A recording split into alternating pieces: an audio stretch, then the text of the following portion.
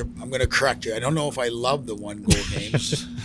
We talked about that this morning, off it. But, I think it just shows the parity, right, in the league. Michigan Tech, unbelievable team, well coached. Weekend before, Mankato, McNaughton Cup champs again. I forget how many they've won in the last decade. I read a lot about it. The weekend before that, Augustana ranked 14th in the country, 1-goal games, right? Like we're there with them. I think there's, a lot of parity in it, and when you get into these best of threes, they're tough. In a best of 7, majority, the best team wins always too, right? Like often, but best of 3s or single game eliminations, you see it in all the NCAA basketball tournaments. Like it just takes, a little bit of luck, a little bit of good fortune, off it, but it's going to be a great series. They're a good hockey club. It's a good battle this weekend. Kind of different that we have to head back up there and play them, right again. But we'll help with our pre-scouts. We know them well. They know us well, obviously, off it. And we played them last year in the playoffs, which were tight games. And I just expect probably what you saw this past weekend. One goal hockey games would be my prediction. Puck management team's been working on improving that as the season has gone along. Did that really help you kind of control some of the games, some of the game action that we saw this past weekend? Yeah, like we always want to try to dictate the play, and dictate where the puck goes. But again, we found ourselves in our zone chasing the puck too much. And what happens when you chase the puck, this is a real credit to Michigan Tech. Their D are very active. They get rolling. They get guys high. They get, us turning into a bit of a man-on-man, which then takes a lot of communication and sorting out. By the time you get the puck back, you're tired.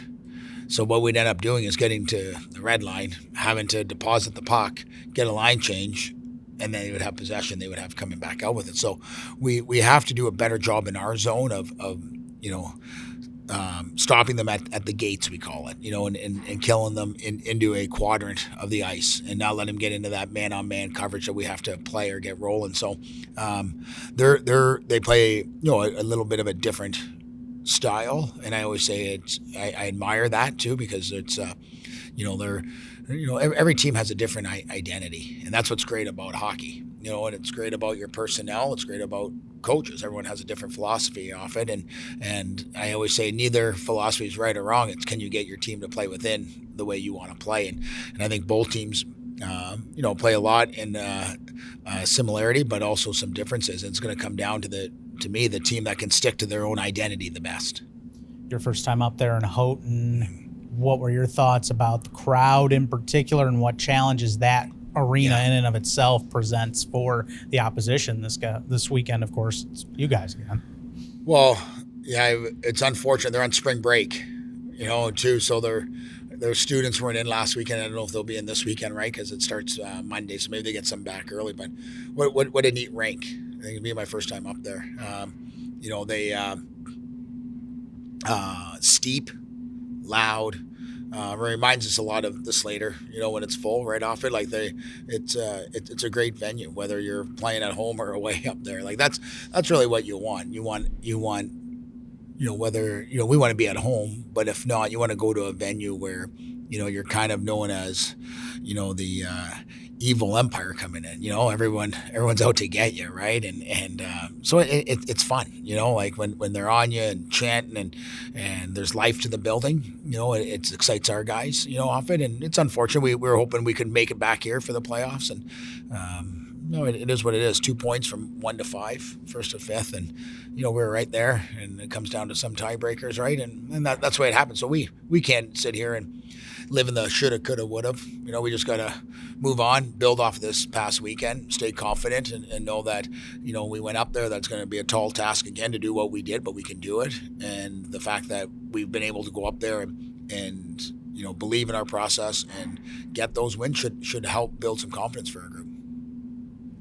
Yeah, just looking at the playoff field, I know you talked a little bit there about the parity of the conference, with 5 teams being within 2 points of the top spot. Just, I guess, broadly speaking on that playoff picture, I guess your thoughts necessarily on the, how wide open the field can be perceived just by, you look at those top 5 teams right there neck and neck all year long, and then now heading into the playoffs with, where if you look at it from an observer's perspective, maybe not a real clear favorite among the group.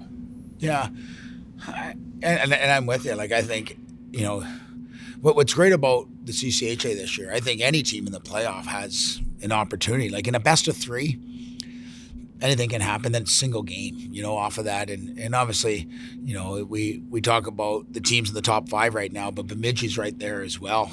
That's a team that, they just played St. Thomas on the weekend, won on Friday and lost in a shootout Saturday, off them. And St. Thomas is a nationally ranked team as well. And we all know what type of team they're like too.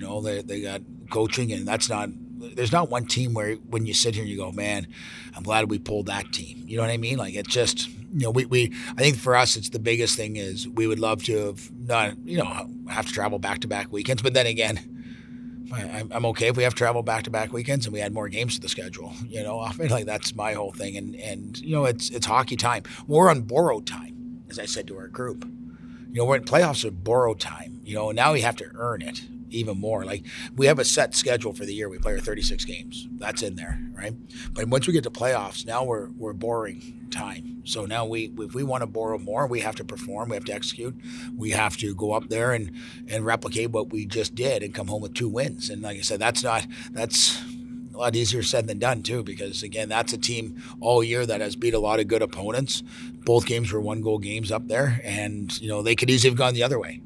But I do like the fact that we got up there. We got a taste of winning up there. And, that's not going to guarantee this weekend, but it's nice to have that instead of chasing it, I guess. Yeah, I guess just speaking in terms of that, it's kind of a unique situation where you do have the regular season kind of bleed into the first round of the playoffs with a similar opponent. I know you mentioned there, having those 2 wins under your belt. I guess, just hearing that it's something that you all, kind of look to build off of. I know some coaches kind of speak of like, regular season's that, now it's the playoffs, and kind of compartmentalize one side and then, new slate in the other. But, with the momentum you've built over those last 2 games, seems to be something that you guys are looking to, I guess, build off of, or know Correct. that you've seen the track record that you can do that there. Yeah, exactly. And it is a whole different season, as you alluded to there, right? Like, playoffs is a whole different beast in itself than the regular season. But you do want to make sure, you're trying to peak at the right time. I've said that since day one here back in October. We lost our first 2 games to Niagara. We lost to Robert Morris in the exhibition. We went through some highs and lows. I was never concerned. Like, the season is about, like I was saying, making sure you're playing at your optimal level as playoffs start to come, often. And even then, like I always say, that doesn't guarantee you're going to win, but it gives you a good chance. So I've been on a lot of teams where we started strong, we finished poor. Or we started strong, had a lull in the middle, finished strong. So for us, it's always gradually about, where are we from games 1 and 2 to games 35 and 36. I think when I reflect on the regular season, we're a much better team than we were back in October. I think we started there. So, right. So for me, that is the true, evaluation of our group. Obviously, we play to finish in the top 4 and to win the McNaughton Cup, often. But at the end of the day, we fell a little short, and that's going to happen, And as I was talking to my wife about it, everything happens for a reason. We were meant to go up here and play. We were meant to go up here and play these guys again. And no matter what, if we wanted to get to where we want to go, we'd have to beat all these teams anyways. So we have to play them a little bit earlier. And on the flip side, I'm sure they're looking at it thinking, man, if we could have got to first or second, they had the chance to, right? But we can't live like that. We're a good opponent. They're a good opponent. It's hard enough to beat a team twice in a weekend. Now the next challenge is we got to do it again, right? Off it. So it's going to be some really good hockey. I'm looking forward to it. You mentioned there the necessity of peaking at the right time throughout the course of the season. Is there something that you see as kind of like a science to that, or the method of getting to that point? I guess some of the things that might go into getting a team to where they're really rolling there at the end. Yeah, that's a great question. I think, to understand that we play to a standard all year, an expectation. So when you look at games, we've lost some games that we played really well and should have won. We won games where We didn't play very well, but we don't really look at it as a byproduct. We want to look at it as a standard, and we want to play to a certain identity each and every night. And if you looked at our guys during the year and talked to them after games, there's games we won, but they know we could have been better. It's great we found a way, but we don't play to the score. We play to an expectation. And if you look at it in our room, we have the word standard above the National Hockey League logo and all our NHL alumni, because that's the standard. You play like a pro. You take care of yourself like a pro. If you want to play in the National Hockey League, that's the standard, day in and day out, the habits, the details. And our group has done a really good job of, just staying in the now. Like, they don't get too high, they don't get too low. Good question to ask them is, do they love winning or hate losing? What do they like more? Like, what do they love winning or do they hate losing? I think our group, I think they hate to lose. And that's a competitive environment out of them. And we all love winning because that's the fun part at the end of the game. But like, what